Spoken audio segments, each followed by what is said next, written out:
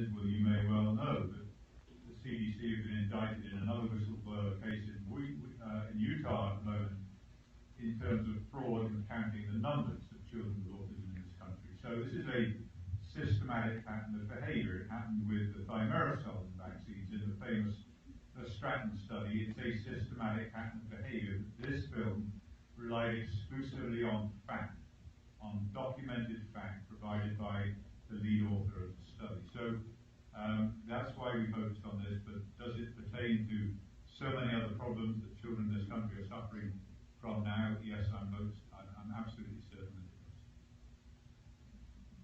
Gentleman here and then this lady. Yeah, obviously trying to get the CDC, Congress to do something about it is a great idea, but is it possible for a privately funded study to take place? There are some very wealthy people with autistic children. I mean, yourself, other people who believe that this is an issue. Is it possible to just do an independent study and then get that information out so that at least something factual is the data available to independent researchers to pull this together and do this unvaccinated versus vax comparison? Yes, it is. The problem comes not in the funding of the study or necessarily in the conduct of the study, but the publication of the study. One of the things that the pharmaceutical industry has done is take control of the journals.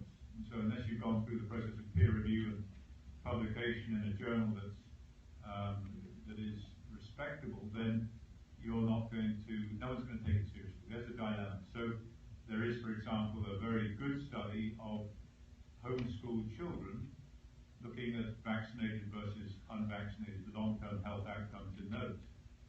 That study is struggling to get published. It would be published certainly if it supported vaccination, but it may never see the light of day, and that's the tragedy.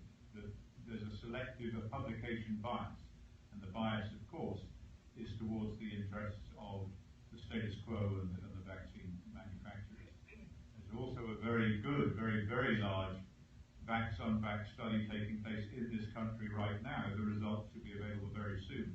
That's privately funded. And so it's enormously reassuring that it's being done. We've just got to hope that it will be published. So it's not that there is a lack of will, a lack of funding, or a lack of data available to do these studies. It's how you deal with it further down the line and how seriously they take it. But my hope is that these studies will be of sufficiently high quality that they will find publication somewhere.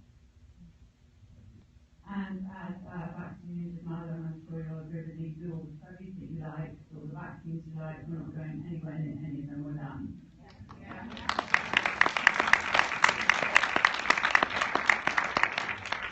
Coming down here. Yeah.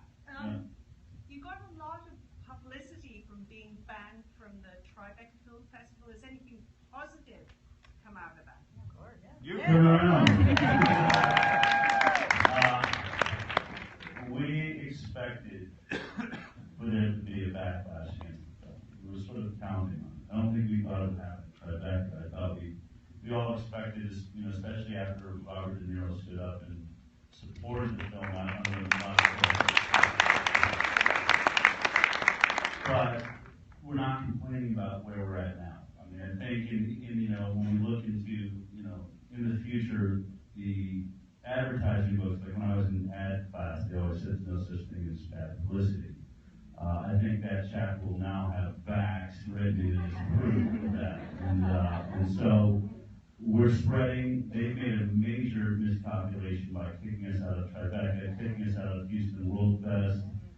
We've been kicked out of a few theaters. We were kicked out of Phoenix 2-3 nights ago, and then Fox News covered the story and got more advertising. So keep kicking us out.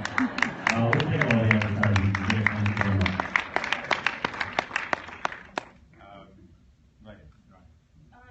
So I'm a parent who has vaccinated all of my children. I have adult children, and I have one 13-year-old child. After watching this movie, I realized I knew I always vaccinated late. I don't know why. It was just always because I'm never on time with anything. I was thinking here. But my question is, how do we get the information out? I'm from an environment where we don't have a lot of money. I come from an environment where you just do what you're told. And you go and you get your kids vaccinated because that's what you're supposed to do. You have to get them in school because you have to work. You know, you can't put them in daycare because you can't afford that. So how do you get that information? Like, we're all here. We live in Orange County. We're a privileged people, you know, but how do you get that information out to the inner cities? Those are the children that are going to really suffer because there are no resources for them. We're all here speaking out. We're all here sitting here together and trying to find resources. They have no resources. They have no voices. So how do you get the information to those places?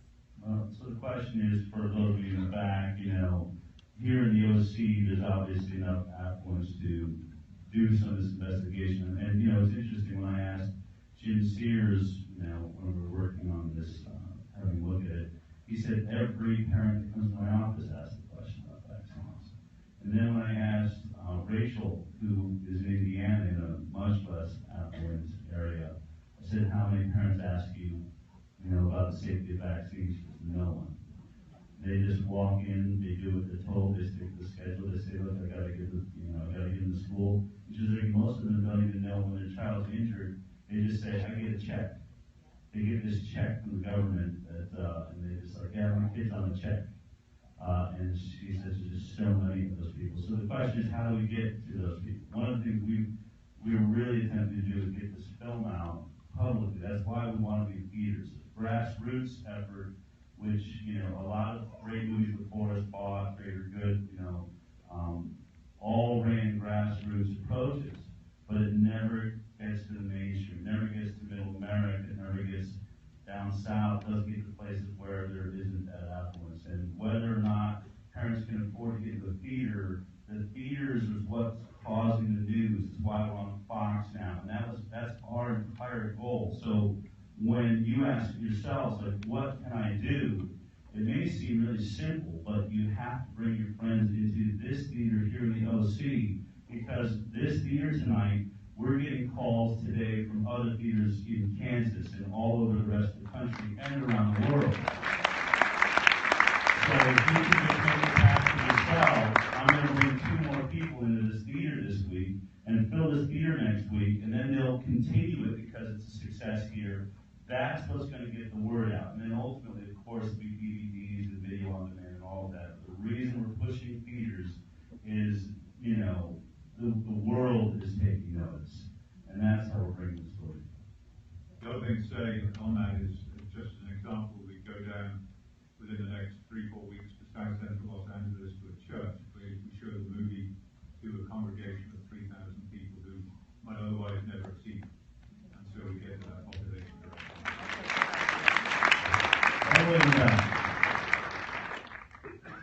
Yes.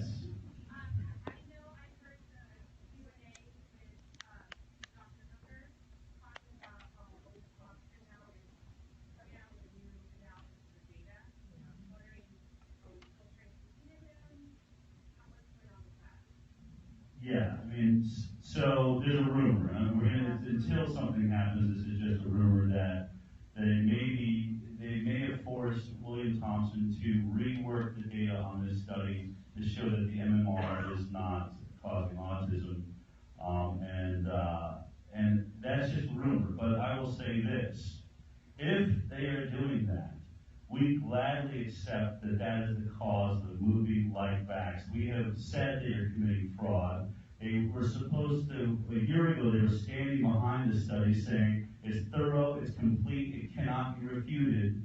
And now they're scampering around and reanalyzing the data 12 years later, rigging through it, and Vax has won. Now the American people are watching you commit fraud right before their eyes, so we say, bring it. Also, if this does happen, if this turns out not to be a rumor, then that's when we step in, parents, and show that this is for real, that our children are for real, and the MMR and other vaccines do cause our children's vaccine injury. So that's when we come into play. It's so important now, more than ever, that we stand up and tell our stories. They want to say this is all about me and my child, and we all know, you just all stood up, it's all about our kids collectively, and there's millions of us story. And yes, the answer to the question is we do want hearings. We want, it doesn't matter. This can't be refuted. We have recorded testimony. We have data that cannot be refuted. They have committed fraud. This is not about William Thompson. This is about a fraudulent study that proves the CDC is incapable of handling this job any longer. So yes, continue to contact your congressman. We want this fraud case brought before the United States of America. Okay, the lady in the middle there, and then we come down to the front. My question is with autistic children and autistic adults. I've heard in some cases that with changed diet and therapy, they can be undiagnosed having autism. My question is there a point in autism where there's no return, they cannot be undiagnosed, or is there like kind of a curative diet and therapy? I'll say something briefly, and then Polly can speak from first-hand experience of her child. When we went into autism, when I worked on this 20 years ago, it was untreatable. It was a dead-end disease, put them in a home, get it, move on. That was psychiatry. That is utter nonsense. These children have a medical condition that can be diagnosed and treated. The gut seems to be a central part of the problem, and treating the gut through diet, through anti-inflammatory medication, through probiotics, through nutritional supplementation, enzymes can make a profound difference to the well-being of these children and the quality of their lives. Can they be recovered completely? I've only ever seen one case where that's occurred. Can they lose their diagnosis? Yes, it would be called managed recovery. As long as you continue on the diet and those interventions, then I believe you could maintain progress. So psychiatry, these children falling into the hands of psychiatrists was the worst thing that ever happened to children with autism. But hear it from first. Yeah, good. Next question. But no, Billy, Polly will say that the diet for Billy is... No, I mean, you just said it. I mean, basically, can it be good? No. Can it be treated? Yes. 5 seconds in one hand, more back for a workful. It's lifelong, bloody horrendous disability, basically. Are these documents available to the public, and if so, how do you see them? Yes, they are. In fact, they're available from Congressman Bill Posey's office.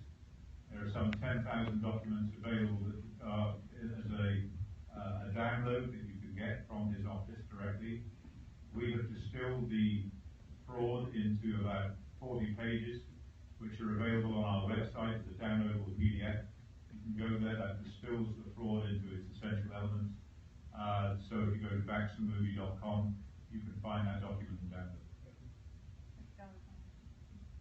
What would you say to people and parents who still think that the conventional vaccines are safe and they're perfectly willing to give them?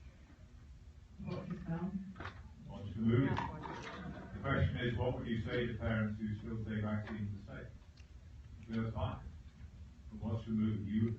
At the moment, the vast majority of people, including pediatricians, doctors, are speaking from a position of ignorance.